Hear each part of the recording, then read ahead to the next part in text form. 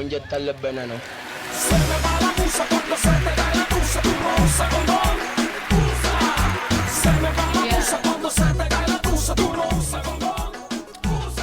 gonna be in the green room in the back if you want to talk about some after you're done. Just leave me the clicker. Okay. Got your clicker here. Thank you. Whew. Really. I guess you don't need coffee now, do you? All right. My name is Chen Lizra. I'm a dancer, author, and an entrepreneur. I started my talk with a seductive dance because I wanted you to first feel the seduction, to get you kind of to gut level. I'm fascinated with seduction, but not just with the dance and the movements, but also with how you can bring it in a practical way into day-to-day life. Since 2005, I've been traveling back and forth to Cuba in order to train with the best professional dancers. This is when I first started seeing seduction as a valuable life skill. I'm so fascinated with seduction, but mostly because it's such a playful, fun thing. I truly believe that everyone has the power to seduce in them. We just need to unleash it. And I also believe that we need to develop this skill from a very young age so it can help us become a lot more successful in life. So let's examine seduction for a second, and let's take a look at our perception of seduction, what it all means. When we first hear the word seduction, we have a lot of misconceptions. The word has been sexualized so many times that we can't even imagine it as a positive skill set. We typically associate seduction with something negative because we consider it a less honest or acceptable form of influence. People who are easily seduced to some degree feel manipulated into the situation. When we think of gender roles, it's not even a question. The men are permitted a lot more freedom than women to seduce. And when we think of work and seduction, we immediately go to sleeping your way to the top and being unprofessional. You know how some people say that money's bad? But the money itself is not bad, right? It comes down to money gives you power. And power can be used for good and for bad. It comes down to who you are inside. Seduction is exactly the same. It comes down to your DNA and what you choose to do with it. I choose to make seduction classy, and to add to it, my sense of loyalty and integrity. Seduction is really about your untapped power that you're not using, that you want to unleash. Would we tell Superman not to stop a bullet? Or a doctor not to save a life? But of course not. Seduction is about charm, connection, vulnerability, pride, self-confidence, and appeal. I'm one of those lucky ones that gets to go to Cuba all the time. And I've been observing this culture for a very long time, seeing how aware they seem to be of their seductive powers. You can say that in many ways, Cuba has been like a seduction laboratory for me, where I get to study seduction and understand how they use it better. But it's not like Cubans are the only people in the world that understand and know how to use seduction, right? Like you can experience it in other countries in the world, in Israel, in Brazil, and the Dominicans, and many other countries. And yet in Cuba, I found a combination of things, a very unique combination of things, that I haven't found yet anywhere else in the world, and I'll speak about some of them today. And you'll probably agree with me when I'll say that the chances of finding this kind of seduction out in the open in North America is pretty close to slim, right? I truly believe that we can learn a valuable life lesson from Cubans about life and seduction.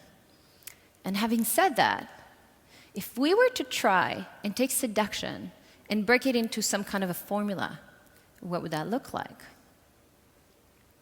1, desire. Start taking notes. Desire means knowing what you want and then having the willingness to go after it. In Cuba, rumba is the game of seduction between the man and the woman. The woman is the flirty hen and the guy is a seductive rooster. The woman uses her body to seduce the man, to say, want it? Come and get it. The guy, on the other hand, will use his body to demonstrate his masculinity. He'll try to decoy her, boom, launching an attack. He's trying to pecker her and get her pregnant.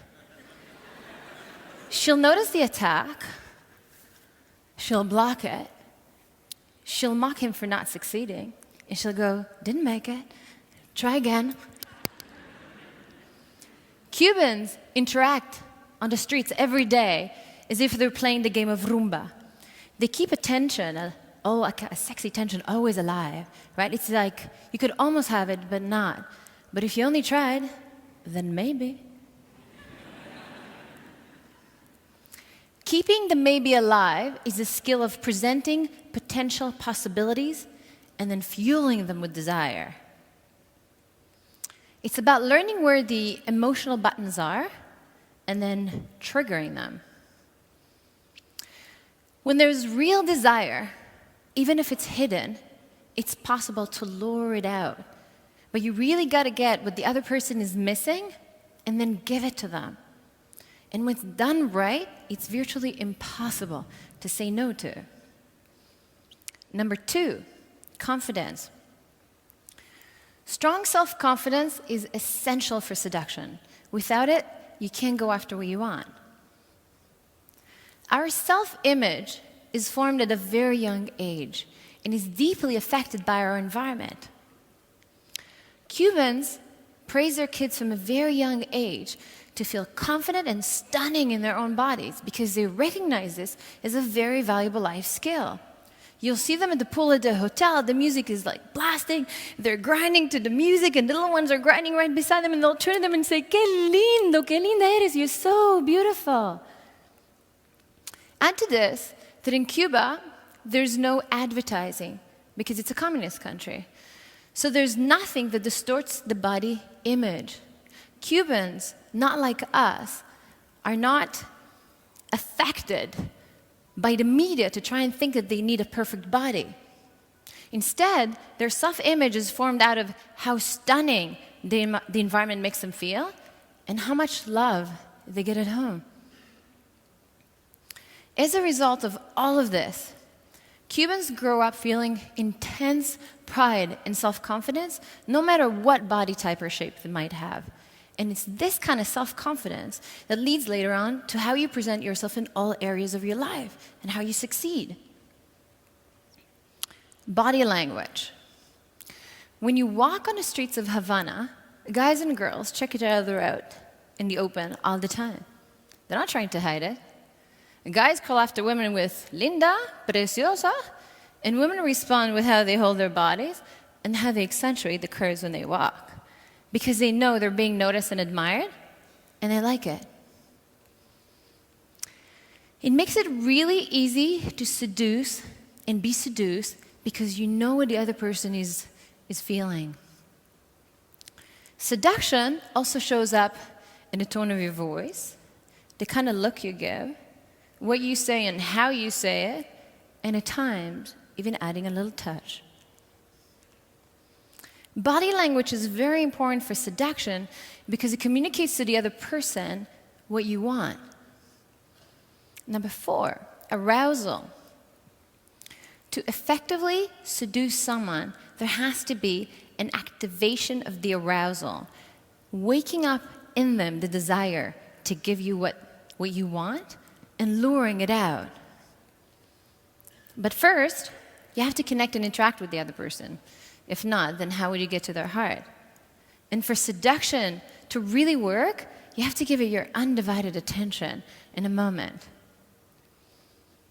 One of the most charming things that I've noticed about Cuban men is how they go after what they want, completely fearless of the consequences of getting hurt or getting rejected.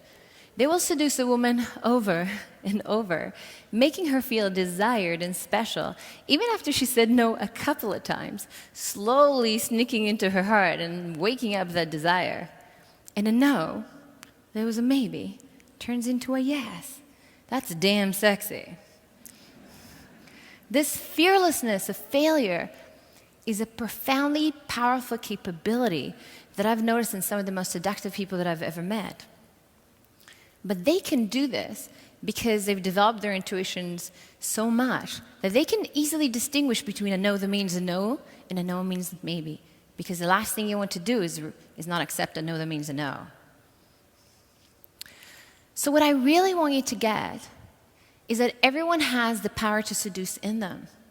The trick is to learn how to use it and when. Seduction is a skill no matter how you look at it. You can call it wooing, persuading, winning someone over, charming, it doesn't really matter. But what it is really about using all of the elements that I talked about here in the talk, which is 1, desire, 2, confidence, 3, body language, 4, arousal, to build a connection that gets you what you want.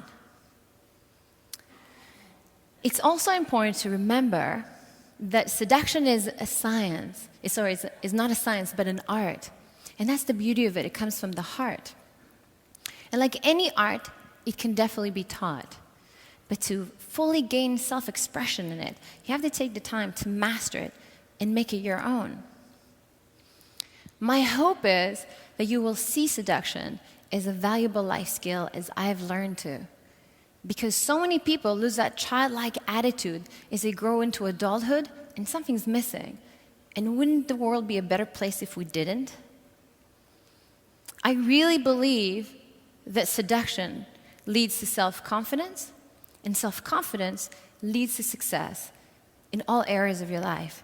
Master seduction, and you can have anything that you want in life. Anything. I did get a TED Talk, didn't I? Thank you.